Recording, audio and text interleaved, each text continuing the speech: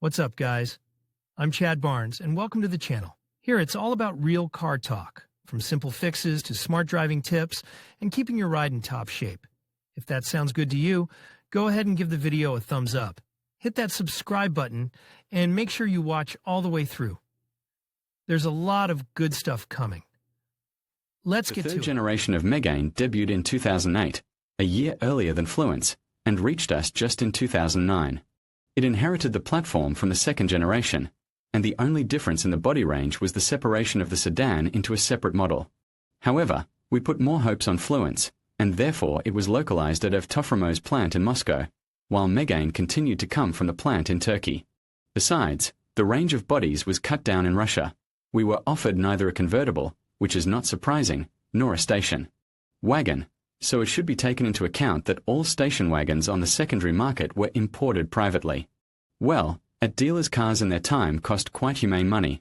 5-door hatchbacks were 560 to 675,000 rubles, and 3-doors were more expensive, from 700 to 830,000. Of course, from 2009 to the end of sales in 2016, they gained 102,000, but still remain cheaper than many classmates. Yes, and today not old still hatchback C-Class can be bought at the price of a used Granta, for 600 to 650,000 rubles. Let's take a look whether there are pitfalls in this idea and what to pay attention to planning the purchase. The age range of Megane is large.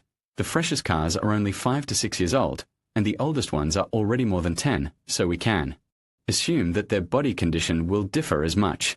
In practice, old cars are also preserved quite well. At least, rot and through corrosion are very rare. In many respects, it is a merit of galvanizing and decent painting, which allows you to paint chips before they blossom, if, of course, with this not to delay. Attention should be paid to typical problem areas. In front, it is a flat hood, slowly collecting chips, and the frame of the windshield, on the upper edge of which you can see bubbles. Of course, the arches suffer from chipping, and the cavities can hide already thorough pockets of rust hidden under the lockers. Thresholds are not covered with anything, so that the area behind the front wheels is actively sandblasted and peeled to metal. Usually it is cleaned and protected, but in unattended cars you can already see corrosion centers there. Along the way, you can inspect the sill itself, especially in the seam area, as well as jackstands. These sites are also damaged and rust among the first. Well, and the bottom should not be written off. Factory mastic is not capable to keep shocks forever, and the clearance here is not very big. Besides, in 3-door hatchbacks, with the proud name Megane Coupe, it is additionally reduced by 12 mm due to the reconfigured suspension. The doors and doorways deserve attention too. Speaking of little things, even in fresh cars you'll find snapping stoppers, and the paint in the doorways is pitting with hard seals. More serious trouble Megane has in common with Fluence. It is cracking of thin metal at a point of fastening of front door stops. The problem is infrequent, but it is worth checking these areas. If there are traces of repair or a homemade reinforcing plate, the owner is familiar with the defect. In the rear, attention should be paid to the 5th door. The license plate pad is not on it, but the lower edge can still have chips. In addition, the taillights are one of the sources of water getting into the trunk, along with the mounting point of the additional upper brake light on the 5th door. The full-size spare tire recess here is plastic, bolted on, so it will not rust, but aging of the sealant at the junction with the body on the perimeter of the trough can also lead to dampness inside the trunk. Body parts for Megane are not so rare, although the range of non-original parts is rather modest.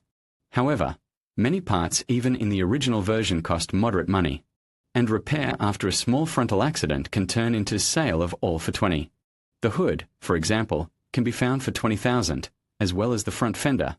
The main thing is to remember about the change of fenders with restyling.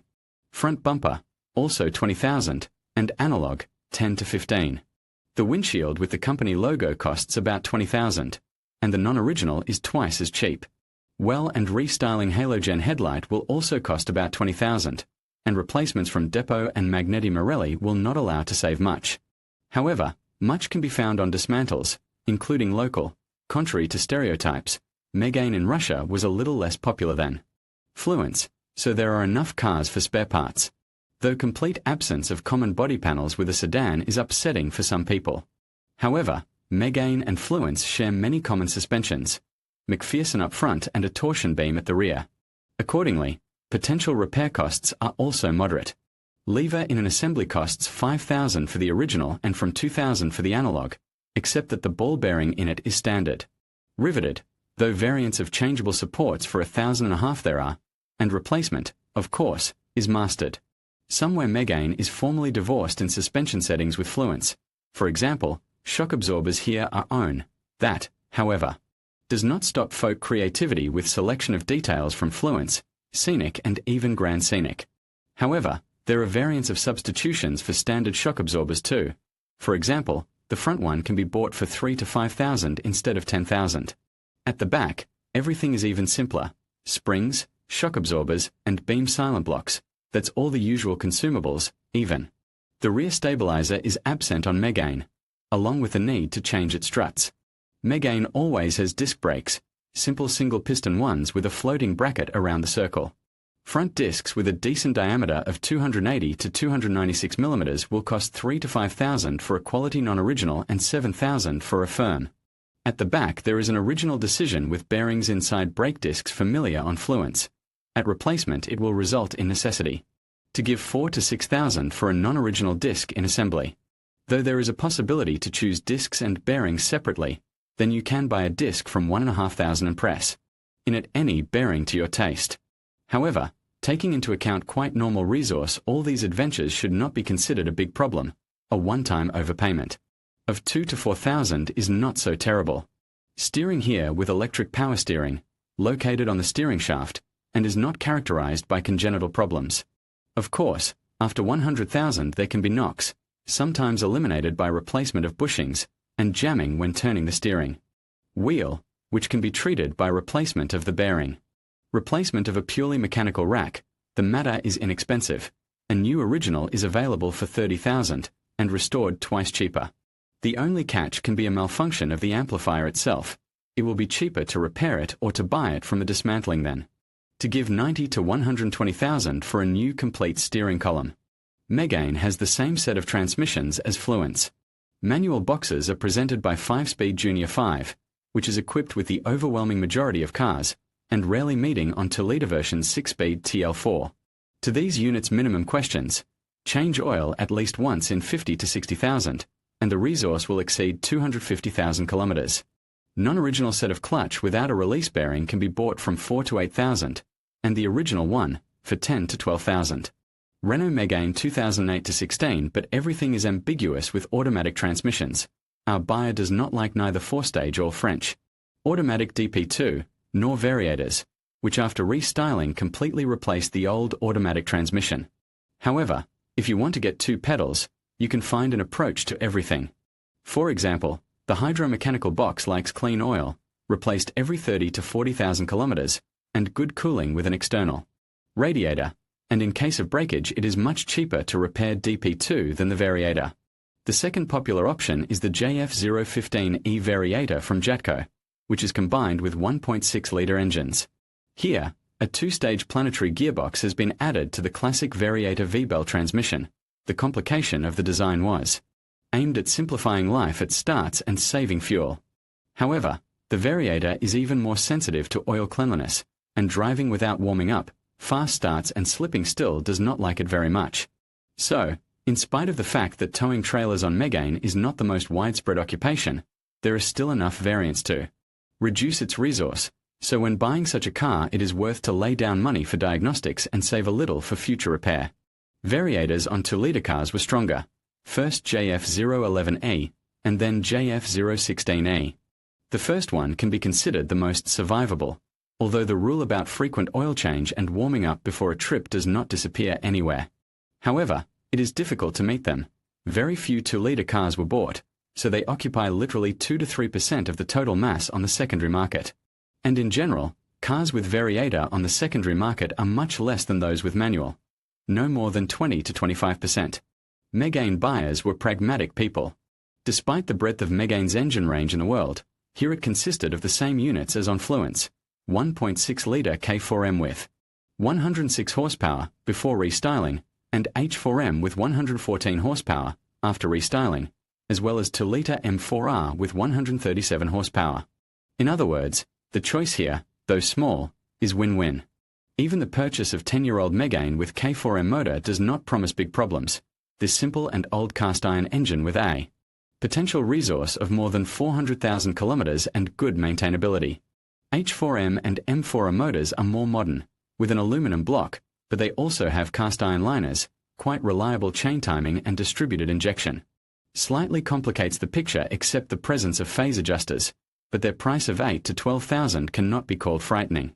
In general, you should not neglect thorough diagnostics of the motor in any case, but there are chances to find quite a live motor. For the car of almost any age. One line we will mention diesel cars, almost always equipped with a 1.5-litre engine K9K of different degree of boost, from 85 to 110 horsepower. They came to us by efforts of privateers and most often for resale, so it is not worth to count on a small mileage. Engine K9K itself is quite good, but taking into account the opacity of the mileage, it is difficult to estimate its remaining resource.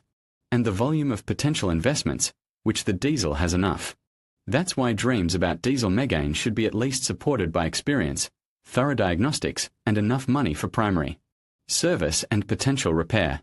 And it is not worth to listen to sweet speeches about resource in 500,000 kilometers and consumption in 5 to 6 liters per 100.